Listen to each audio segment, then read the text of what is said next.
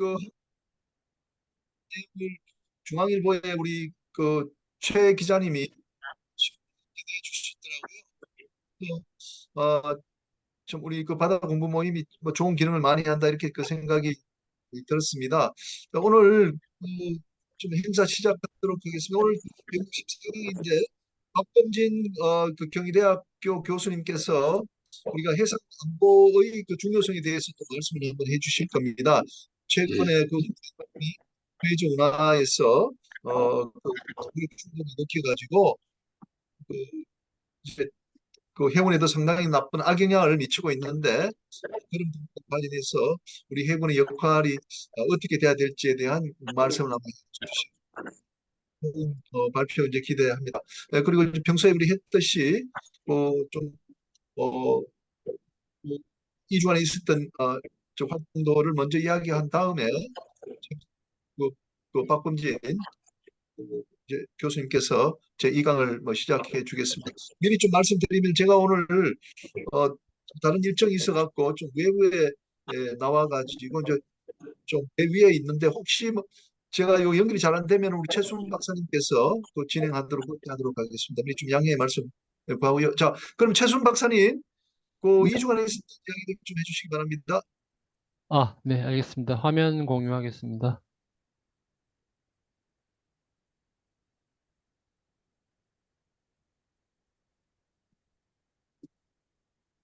네, 안녕하십니까. 무더운 여름에 이렇게 또 참여를 많이 해주셔서 감사합니다. 지난 2주간 우리 공부 모임 단톡에 올라온 뉴스를 요약하겠습니다. 주요 뉴스 말씀드리겠습니다.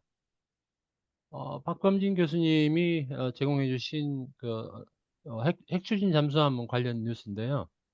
최근에 뭐 여러 뉴스 매체에서 많이 접하고 있는 뉴스이기는 합니다만은 그래도 이렇게 올려주시니까 한 번 더 볼 수 있는 그런 기회가 됐습니다.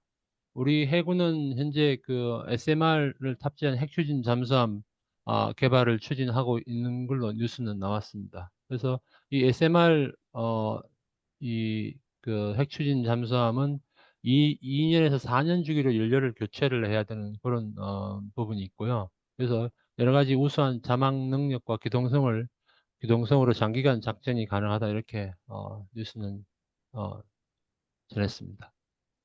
그리고 박금진 교수님이 칼럼을 쓰셨는데요. 잠수함 전력 강화와 대응 전략에 관한 내용들을 아주 상세하게 전문적인 내용을 담아서 해주셨고 오늘 강의를 해주시기 때문에 이 부분은 크게 제가 말씀을 안 드리도록 하겠습니다. 우리 국민의 75%가 핵추진 잠수함 보유에 대한 부분을 지지를 하는 걸로 그렇게 여론은 형성되고 있다고 합니다. 그리고 지난주에 제가 강의했던 북극항로 관련해서 중앙일보 최선욱 기자님께서 크게 지면을 할애해서 그 기사를 보내주셨습니다. 감사드립니다. 그리고 박명희 교수님께서 제공해 주신 호르무즈 해협 관련 뉴스인데요. 지금 최근에 이스라엘하고 이란 관계가 굉장히 좀 위기 관계로 지금 아마 되고 있는 것 같습니다. 그런 상황에서 아마 이란에서 뭐 호르무즈 해협 봉쇄를 하겠다는 그런 위협을 일부 하고 있는 걸로 보이고요. 그러므로서 이제 우리 기업들이나 물류 기업들이나 해운 기업들이 어떻게 대응할 건지에 대한 내용들 일부 소개가 되어 있습니다. 그리고 우리 대표적인 해운 회사인 HMM이 작년 대비 올해 거의 뭐 2.2배의 영업이익을 달성했다. 그래서 뭐 이게 이제 상반기 인데요. 아마 올 전체를 보면은 어, 거의 뭐 2조 이상 영업이익이 달성하지 않을까. 그래서 뭐 여러 가지 홍해 사태라든가 중국발 밀어내기 수출로 인한 여러 가지 그런 영향으로 운임 상승으로 이렇게 좋은 호실적을 내고 있는 것 같습니다. 그리고 한국해양한림원이라는 곳이 있는데요. 정혜진 한국해양한림원 회장님의 인터뷰 기사를 소개가 되었습니다.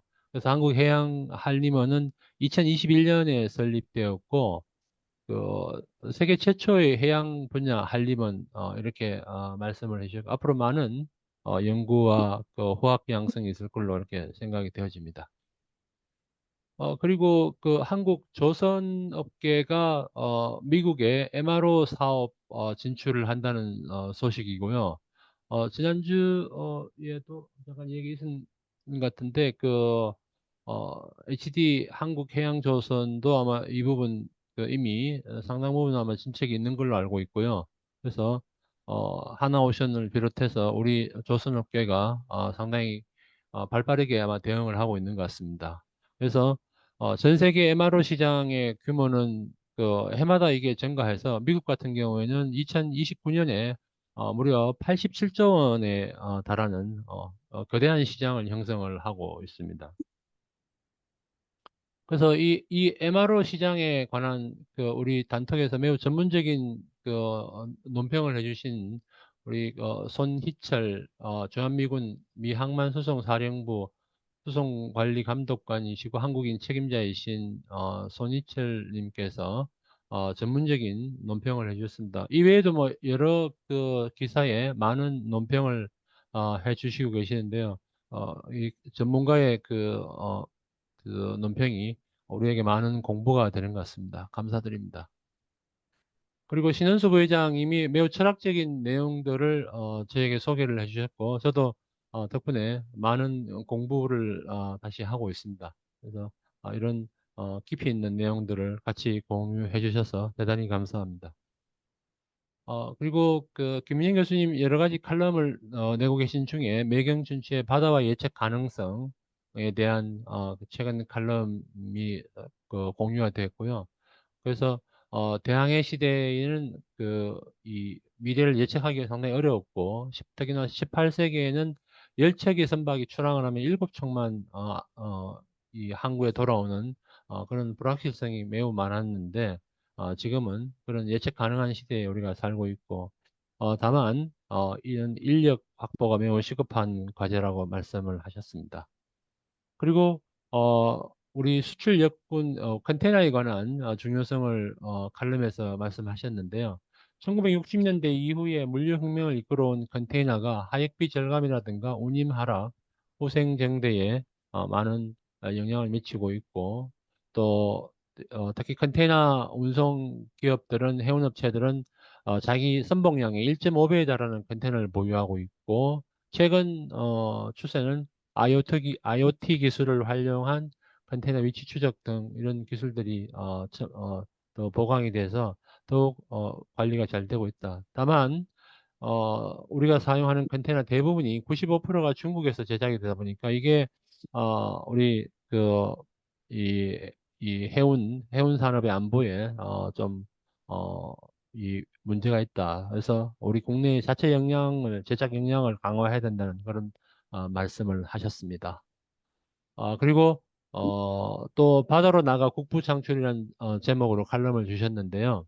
그래서 이 해운업이 연간 50조 원 이상의 해상 운임의 수익을 올리고, 또 특히나 조선업 같은 경우에는 세계 1위의 기술력을 확보한 조선업은 전후방 고용 효과가 무려 30만 명 이상의 전후방 고용 효과가 있고, 최근 들어서 해상 풍력이라든가 탈탄소와 이런 관련해서 다양한 관련 산업들이 있는 부분을 잘 소개를 해 주셨습니다. 그리고 김윤배 울릉도 독도 해양기 연구기지 대장님의 인터뷰를 하셨는데, 독도의 중요성을 잘 말씀을 해주셨고요.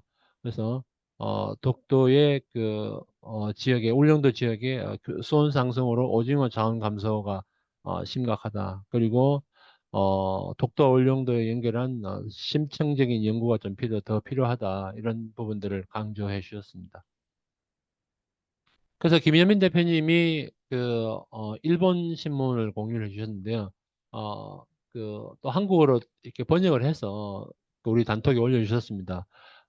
한일 간 쾌속선박 비틀호가 지난 3개월 동안 그 선박에 결함이 있었음에도 불구하고 이를 신고하거나 수리하지 않고 운항을 해서 그 일본 그 이 당국에 적발이 돼서 운항 중단이 됐고, 지난 2월에서 5월 동안 연인은 5만 5천 명이 이 배를 이용을 했다는 그런 소식을 전해 주었습니다. 그래서 김현민 대표님이 상세하게 이렇게 우리 한국어로 다 잘 번역을 해주셔서 이렇게 우리가 이 소식을 공유할 수 있게 되었습니다.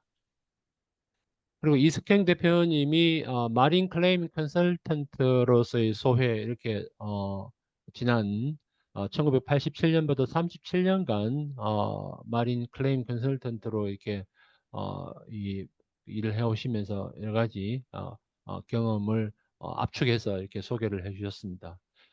특히 그 우리 국내에서 일부 그 선박 관련 사고나 분쟁이 국내에서 발생하는 경우도 있지만 거의 대부분 이런 이 용선 분쟁 이런 부분들이 해외에서 많이 그 진행이 되는 그런 아쉬움을 말씀을 해주셨고요.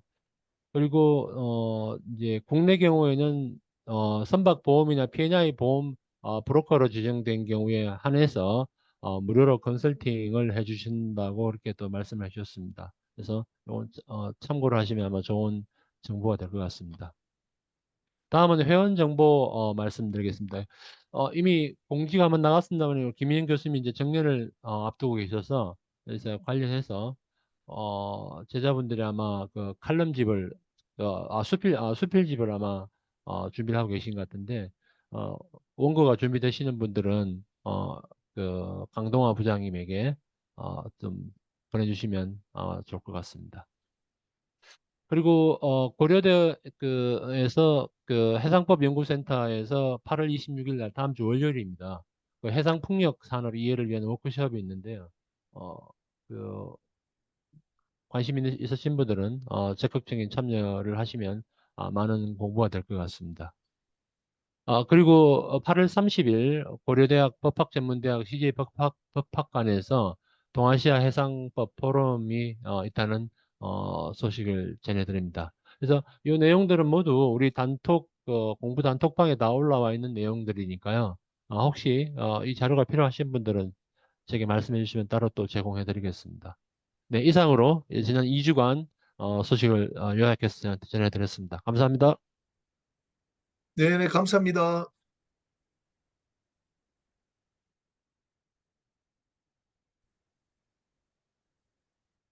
김재희 변호사님, 예, 교수님. 해운전을 이렇게 말씀해 주시기 바랍니다. 네, 알겠습니다. 네, 저 화면 공유하겠습니다. 네, 안녕하십니까. 저는 김제희 변호사라고 합니다. 오늘 아침에 81회차 회원전의 읽기 모임이 있었고, 이제 물류보험 그리고 국제법무 분야에서 각 그 소식을 전해주신 점, 이제 요약해서 말씀드리겠습니다.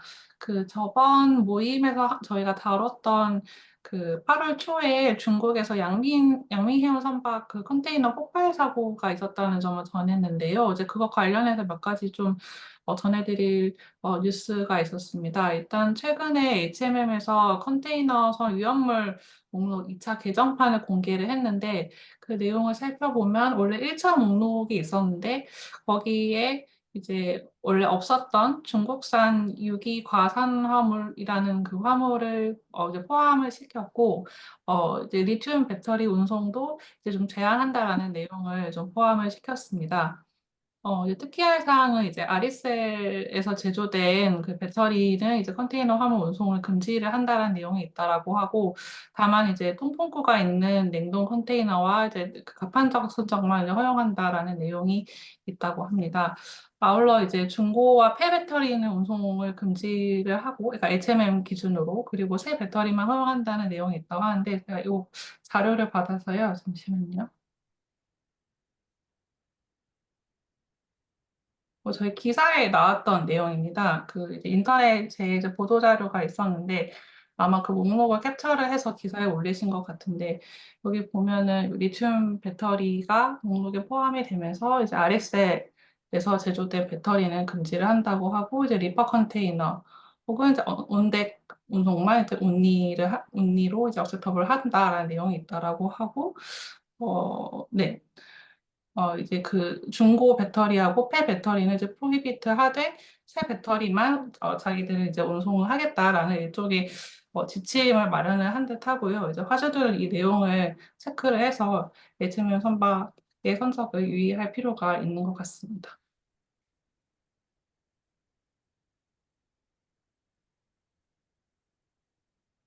그리고 관련해서 중국 회사안전국에서도 최근에 그 어떤 이제 권고 사항을 이제 컨테이너 선사들한테 이제 뭐 환기 차원에서 내렸다고 하는데 그 전기 선사들은 특히 이제 여름철에 이제 위험물 운송과 관련해서 위험물 선적비 운송과 관련해서 좀 유의를 많이 좀 해달라라는 점들을 좀 당부를 하고 이제 안전관리 차원에서 좀 신경을 곤두세우는 그런 움직임인 것 같습니다. 근데 올해 상반기에 이제 뭐 컨테이너 화재나 이제 폭발 사고들이 좀 있었고 가장 많이 알려진 게 이제 머스크 프랑크푸르트 7월에 있었던 폭발 사고고 이제 이때는 이제 인명 사상이 있어가지고요.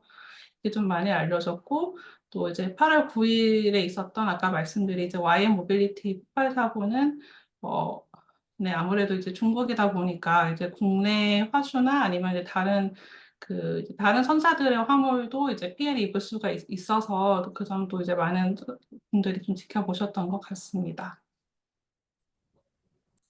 그다음에 보험 분야에서는 이제 그 권호정 박사님께서 이제 최근에 올해 7월에 있었던 영국 법원 판례 하나를 소개를 해주셨는데요.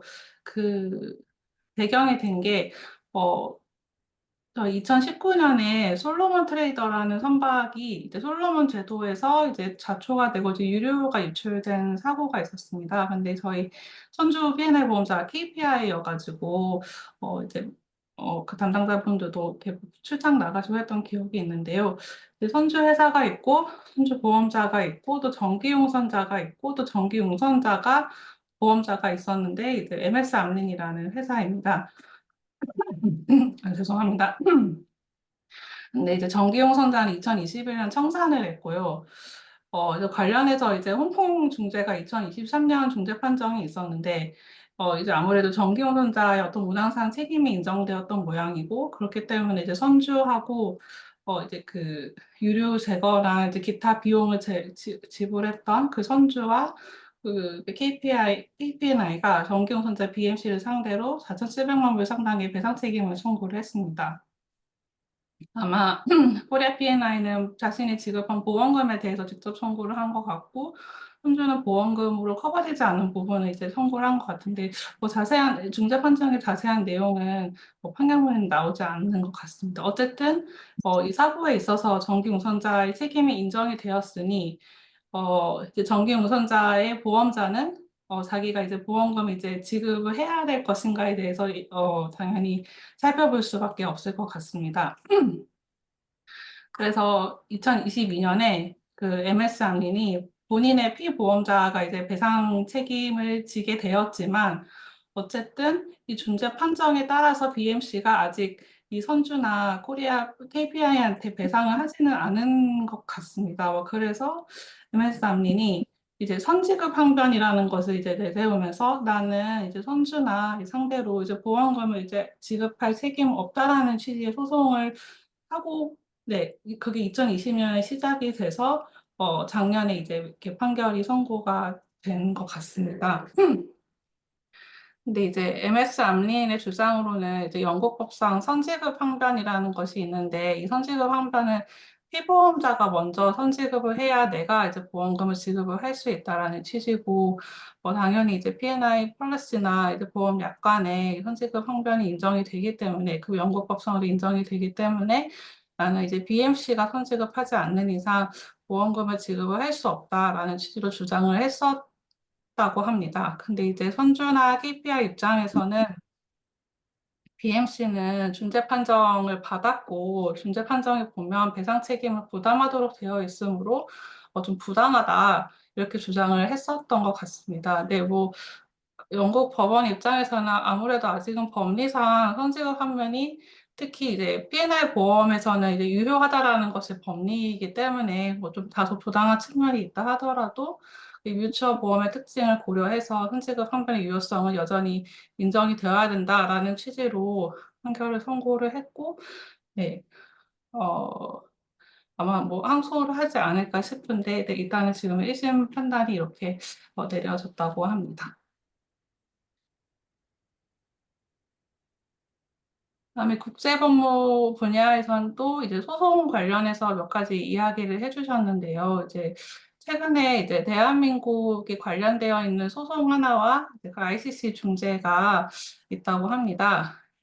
이제 잠수함 건조 오늘 관련이 있을 수도 있을 것 같은데 이제 잠수함을 건조할 때 보통 대한민국이랑 방위사업청이 이제 용역을 발주를 하는데요. 근데 그 잠수함을 건조하는 사업에 있어서 그 독일의 제조업체가 이제 뭐 기술 지원도 하고 뭐 자재 제공도 하고 같이 이제 그 계약들을 체결을 해서 진행했던 사안인데 근데 이제 건조가 지연이 되었고요. 근데 이제 건조가 지연되다 보니까 대한민국 입장에서는 이제 지체상금을 청구를 했던 사안입니다. 근데 이제 금액이 이제 크다 보니까 이제 분쟁으로 이어졌는데요.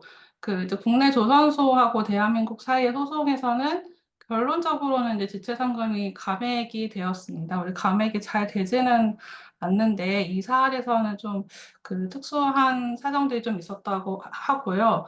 뭐 그 지연이 됐던 사정들이 조선소의 기책이 아닌 사유들이 좀 있었고 예를 들면은 어, 그 기상 상황 같은 것이 이제 잠수함 그 특성상, 그 아주 크리티컬한 영향 미칠 수밖에 없는데, 기상 상황의 영향도 있었고, 그렇기 때문에, 30%는 이제 감액이 있어야 된다라는 판단이 있었다고 하고요.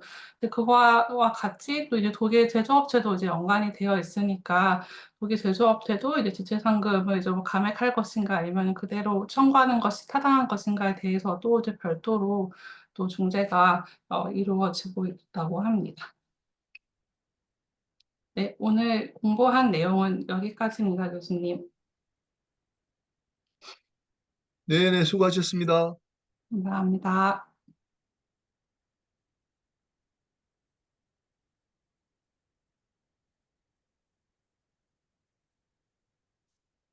아, 최선우 조교, 그 제가 하는 저 주간 브리핑 그 두 개 좀 올려주시기 바랍니다.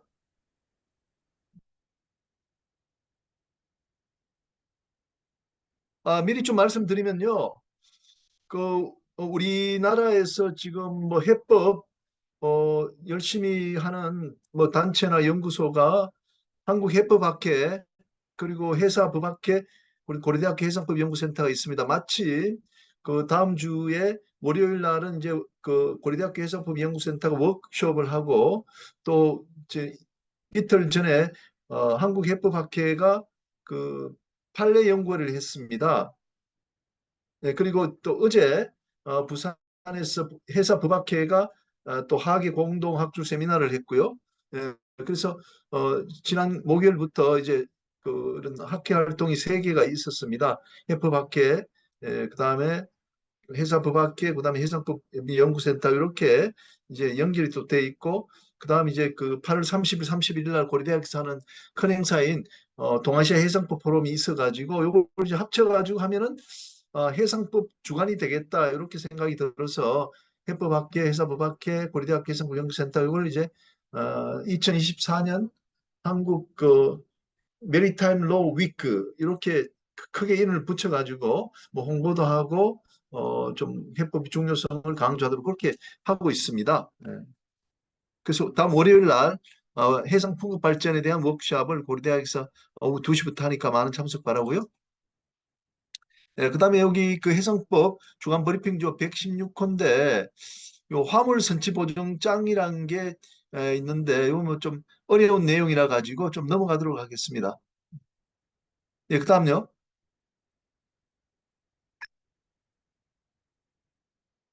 실수는 저거 좀 올려주세요.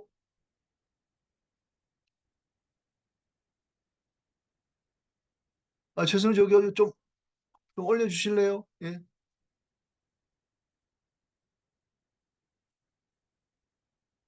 예, 최수훈 박사님이 말씀하신 요 컨테이너 선의 화재 및 폭발요 사고 요 법리인데요.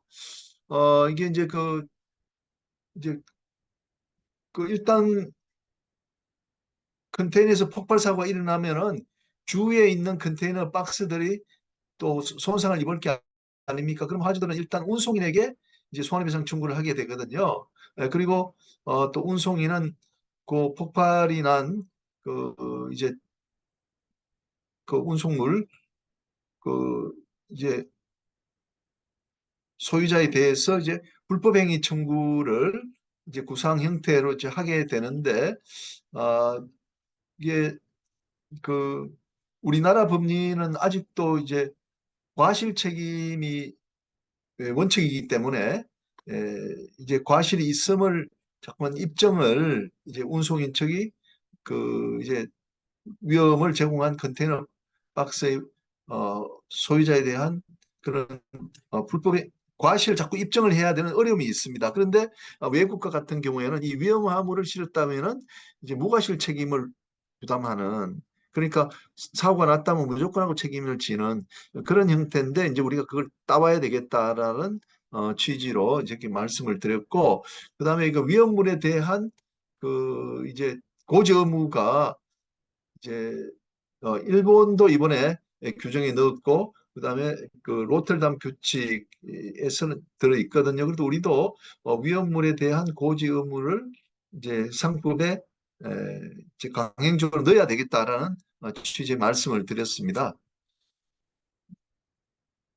예, 그다음에 여기 CNA의 활성화인데, 어, 지금 이제 중국에서 선박으로 우리나라까지 와서 그다음에 우리나라 인천 국제공항에서 비행기로 실어가는 운송, 이 운송이 굉장히 활성화되어 있다라는 말씀을 드렸습니다. 근데 요건 이제 복합 운송이기 때문에 우리나라 법 816조에 요 법률 관계를 처리할 수 있도록 그렇게 마련해 두고 있습니다. 네, 그다음에 액화 이산화탄소 운반선이 뭐 건조 작업을 시작했다는 겁니다. 이제 여러분 아시다시피 탈탄소에 LNG도 뭐 좋은 것이긴 합니다만은 LNG에서는 여전히 탄소가 나기 때문에 이걸 이제 중립화시키기 위해서는 그 LNG에서 나오는 탄소를 포집해 가지고 어디엔가 이제 운송해서 저장하는 이제 그런 과정을 거쳐야 되는데, 결국 이런 것들이 밸류 체인을 형성하게 되지 않습니까? 그래서 이산화 액화탄소 운반 LCO2 캐리어의 작업이 막 시작되었다. 현대 미포조선에서 그 소식을 전해드렸습니다. 예, 그다음요.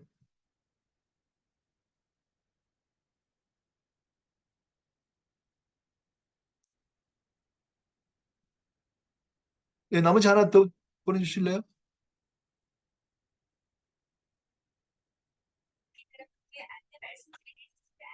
아, 화물 화물 인도 지시서라는 게 있습니다. 우리가 이제 그 선화증권이 발행된 경우에 운송인에게 선화증권을 가져다 주면은 운송인에게 선화증권을 이제 가져다 주면은 운송인은 그 선화증권을 자기가 받아 가지고 이제 그 창고업자에게 지시를 내립니다. 요 화물 인도 지시서를 갖고 있는 자에게 운송물을 인도하라라는 내용의 어,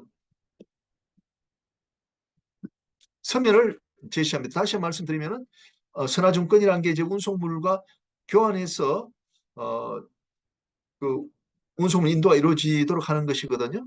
그러니까 선화증권을 이제 운송인에게 가져가서 운송물을 달라 그러면 이제 운송인은 여기 나와 있는 화물 인도 지시서를 이제 그 수화인에게 주는 거죠. 그러면 수화인은 그걸 이제 창고업자에 가져가면은 그 창고업자가 화물 인도 지시서와 바꾸어서 운송물을 내주게 됩니다. 그런데 이 화물 인도 지시서라는 것이 상법에 규정된 바가 없습니다. 그러니까 창고업자가 반드시 화물 인도 지시서를 바꿔서 운송물을 내줘야 되느냐 하는 것이 이제 자꾸만 다툼이 이제 생기고 있다는 거죠.